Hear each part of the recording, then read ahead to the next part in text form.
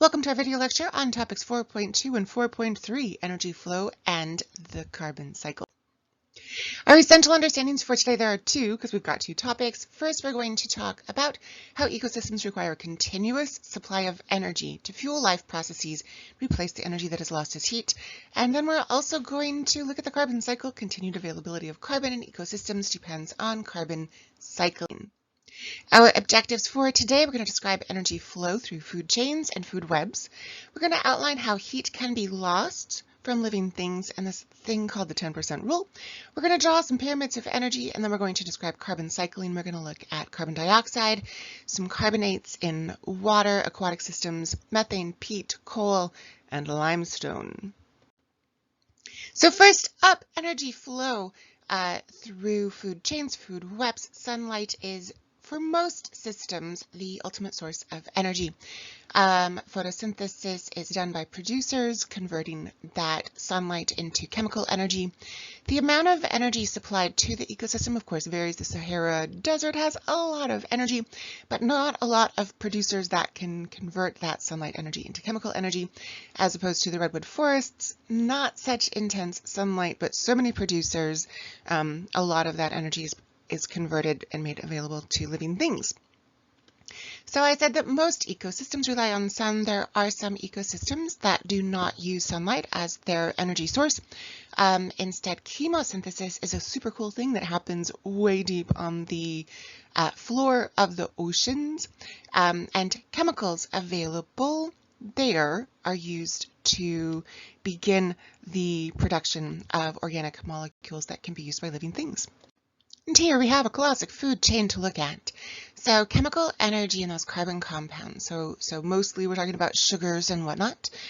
So that energy that is bound up in those compounds is going to flow through the food chains by means of feeding. So the primary consumer will feed on the producer, and then energy will flow. We always point our arrows in the direction of the energy flowing. Energy will flow from the producers to the primary consumers, and then we'll do the same from the primary consumers to the secondary consumers to the tertiary consumers. Not all of the energy here in the phytoplankton is going to make it to the pink shrimp. Some of the phytoplankton's energy is actually used by the phytoplankton to make phytoplankton babies, used in cellular respiration to do the work of being a living thing. And then we also have a lot of energy that is converted to heat. So when we carry out these energy transformations, when we do these chemical reactions, hydrolysis and condensation, not all the energy makes it from one chemical into the next, and so some is converted into heat, and we'll talk about how that heat can be lost. And that heat lost is actually the second law of thermodynamics. So energy transformations are never 100% efficient. When we eat food and we're converting that glucose into ATP, not all of the energy in the glucose gets made into the ATP, gets bound up in the chemical bonds of the ATP. Some is lost as heat to the environment. When we take our ATP apart, when we go back from ATP to ADP and inorganic phosphate, again, that chemical reaction leads to a little bit of heat loss. Anytime we break down anything, really, we're going to lose some of that energy to the form of heat. Interestingly, we cannot take that heat energy and turn it back into other things. The chemical transformations that we can carry out, we can turn light energy into chemical energy. We can't, but plants can. So this is photosynthesis. Chemical energy can be turned into kinetic energy when we make things move. We use the energy stored in the bonds of ATP to help our muscles move. We can use chemical energy stored in the bonds of ATP to make electric energy. This is how our nerve cells function. And then we can also, of course, turn that chemical energy into heat energy. We do this just about any time we break down any kind of compound in our bodies. So that heat that we produce is often lost from us organisms and then into the ecosystem and then out into space. So heat always passes from warmer bodies to cooler bodies. If you put your hand on something that's hot, heat's going to go from the hot thing into your hand. If you put your hand on something cold, your heat in your hand will pass to that thing that's colder. So heat always passes from warmer bodies to cooler bodies, which means that us hotter bodies, us living organisms, we're going to pass heat onto the cooler abiotic environment. That heat is radiated into the atmosphere and then out into space. What's interesting is that heat loss means that our pyramids of energy, this is a pyramid of energy. Our pyramids of energy definitely have some interesting shapes. So here we have this giant mass of producers that are using energy from the sun to do some photosynthesis, make some organic compounds. Not all of the energy that is stored in the compounds of the producers can make it to those primary consumers. A lot of the energy is lost as heat. And then we also have some things that are just not digestible. The bark of the tree, not super digestible. The trees, of course, use some of their own energy to do their own work. And so only about, and this is super rounded, only about 10% of the energy in any one trophic level can make it to the next. Only about 10% of the energy in the primary consumers is available to the secondary. Only about 10% of the energy in the secondary consumers is available to the tertiary consumers. And so you see that we go from 10,000 kilocalories of energy down to only 1,000, down to 100, down to only 10. So we definitely are much reduced in terms of energy as we go up these trophic levels. This slide has a lot of the words that I just said. If you want to pause the video and read, you definitely can. Do remember 10% is not an exact number. It's quite variable. 10%-ish is really what's super important. So again, this is a pyramid of energy. We have a lot of sunlight. We have lesser amounts of energy stored in the producers, and the plants can't take all of the sunlight and turn it into, convert it through photosynthesis. And then we go 10%, only 10%, only 10% when we go up every trophic level. So we're going to pause here. We're going to draw our own pyramid of energy. What we're not going to draw is a triangle. So do not draw this kind of energy pyramid. We've got producers, primary consumers, secondary consumers, tertiary consumers. Instead, IB demands that we draw in squares. Good. So pause your video, draw a quick pyramid of energy, and then come back and I'll draw one too.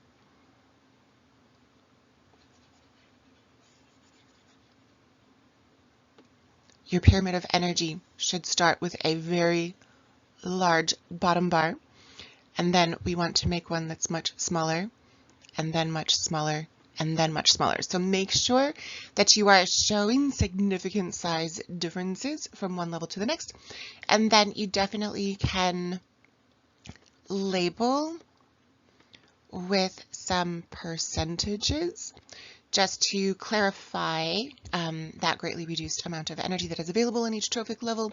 And then, of course, we're going to label producers, primary consumers, secondary consumers, tertiary consumers. So here I've only gone up to a tertiary consumer. We could have like a quaternary consumer, whatever the number 5 is in this style of numbers, but it's very, very uncommon. We usually don't make it much past 4 or 5 levels simply because we are running out of energy. So we can talk about the limits to the lengths of food chains. We can talk about the limits to the heights of pyramids of energy simply because there's so little energy left over made available to those upper trophic levels. And that puts a wrap on our topic 4.2 energy flow discussion. Now's a good time to take a break. If you need to stand up and stretch, do a little dance party, now's a good time because we're about to start topic 4.3, carbon cycling. So carbon is an element, it's a nutrient, and so it's going to be recycled. We have a cycle of carbon. That's different from what we just talked about. Remember that energy flows and nutrients, like carbon, nutrients cycle. So what are the ways that we can cycle some carbon is through carbon fixation. This is part of photosynthesis, remember. Autotrophs, plants, photosynthesizers are going to convert CO2 into some carbohydrates. This happens during Calvin's cycle, carbon fixation, and then reduction, and then regeneration. Remember those stages of Calvin's cycle. So that carbon fixation, we're going to pull CO2 out of the atmosphere. And when I say we, I mean plants, not us humans. And we're going to use energy from sun to fix that carbon to RUBP using that enzyme Rubisco, and that's going to make us some sugars. Some of those sugars are used by the plants, and the plants will do their own thing with it. Some of those sugars, other organic compounds, are eaten by consumers, and the consumers are going to break down those sugars and other things, and then carbon dioxide is going to be released. So we can pull CO2 in, send CO2 out. One of the things that I do not love about this image is that it looks like plants only take CO2 in and animals only put it out. Do remember that plants also go through cellular respiration. They also can release some CO2. In aquatic habitats, when we're looking at places where there's lots of water, carbon dioxide can actually be dissolved into the water. And so CO2 is present as a dissolved gas. Algae can pull in that CO2, do some photosynthesis, release oxygen gas, and we can have dissolved oxygen in those aquatic environments. Sometimes, though, that CO2 actually goes through a super cool chemical reaction with water. So CO2 and the water will be converted into carbonic acid. That carbonic acid, sometimes one of those H's will pop off, and then we get bicarbonate. This is also called hydrogen carbonate. And then sometimes another H will pop off, and then we're just left with this polyatomic ion carbonate. This carbonate ion is used by organisms combined with calcium to make calcium carbonate. This is used in the shells of oysters and clams and snails, used to build coral reefs. And so this calcium carbonate is super, super important. So CO2, we can use it to make organic compounds like sugar, but in aquatic environments, we also use it to make some carbonate so that we can build shells and coral. Interestingly, even though more CO2 should mean more carbonic acid, should mean more carbonate, should mean more shells, it doesn't. What happens is more CO2 does mean more of this carbonic acid, does mean more of the bicarbonate. But because there's so many more H's, these hydrogen ions floating around in the water, they get stuck to the carbonate. And so we never, or lesser, I shouldn't say never, we less often get this carbonate ion that can be used with the calcium carbonate. We end up with more of the carbonate stuck as bicarbonate, which cannot be used by the aquatic organisms to build their shells. And so we end up with very thin shells. Coral starts to die. It's very bad. And so even though more CO2 seems like it would be a good idea for aquatic environments, more CO2 is not good. That CO2 is absorbed from the atmosphere or from the water into autotrophs due to concentration gradients. Because there's more CO2 outside, there's more CO2 outside the plant than inside the plant, it's going to diffuse from high concentration to low concentration through these super cool things called stomata on the undersides of leaves. That CO2 will diffuse in, oxygen gas and water will diffuse out, because there's less water vapor and less oxygen gas outside the plant than inside the plant. So we have these concentration gradients. Things are always going to diffuse from high concentration to areas of low concentration. Same thing happens for our animal life in aquatic environments. So the CO2 that they produce during respiration is going to diffuse out of them and into the water. So the water will flow through the fish's mouth and then through the gills. We have higher concentrations of CO2 in the blood of the gills, and so the CO2 will diffuse out of the blood and into the water as the water is passing through, and then the reverse happens. There's less O2 in the blood, more O2 in the water, and so the oxygen gas will diffuse into the blood away from the water, and this is how fish get oxygen and get rid of their carbon dioxide. I mentioned this before, I'm going to say it again just to remind us that trees, plants also release some carbon dioxide.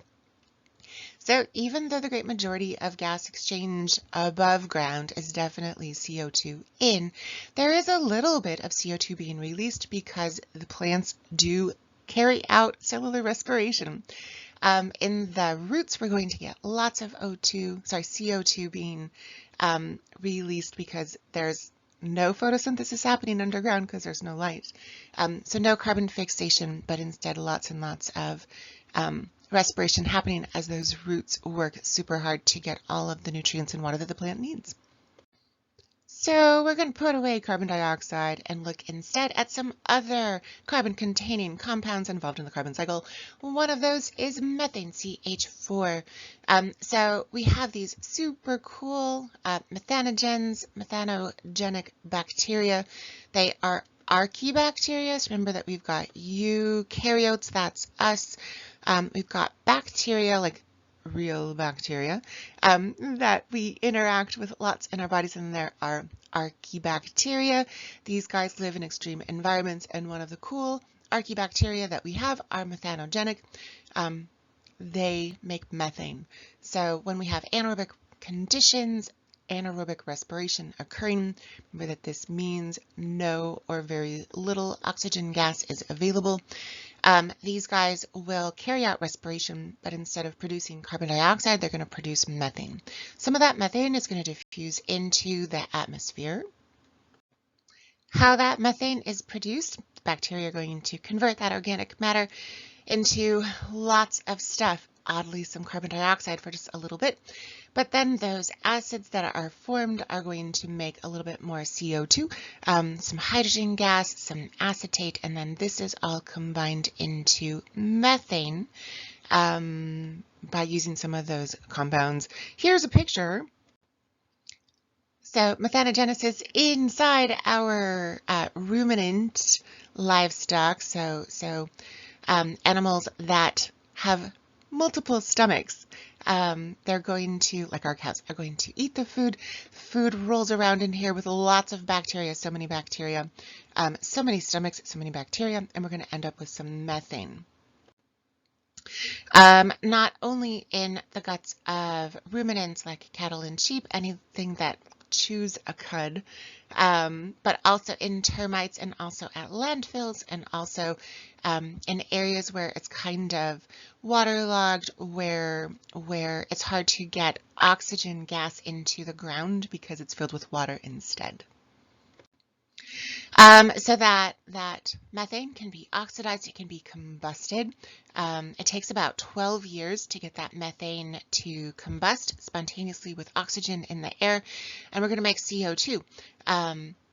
We do this in our chem lab all the time. So methane is the gas that's in our Bunsen burners, and so we will force this combustion to happen, this oxidation to happen way faster than it does in the environment spontaneously. Methane, natural gases, these are a source of energy. It's a good fuel source. We can frack it out of the ground, but we could also collect it from cows. And so I just need to share this picture every time I do this lecture because it's amazing. So this amazing farmer, scientist, inventor is collecting cow farts in this bag, and then we can isolate, clean up that methane and use it in our Bunsen burners at school. Pretty cool, right? Amazing, amazing. Good. So we talked about CO2, we talked about methane, CH4, now we're going to talk about peat. So peat forms when organic matter is not fully decomposed. So we have incomplete decomposition. The reason that decomposition is incomplete is because we again have some anaerobic conditions. We have waterlogged soils. This is going to lead to a slightly acidic condition. Our normal decomposers, eubacteria and fungi, can't survive without the oxygen, and so we end up with peat instead of like normal old everyday decomposition. Just about 3% of the Earth's land surface is covered in peat, and some of it can be pretty deep, 10 meters or more.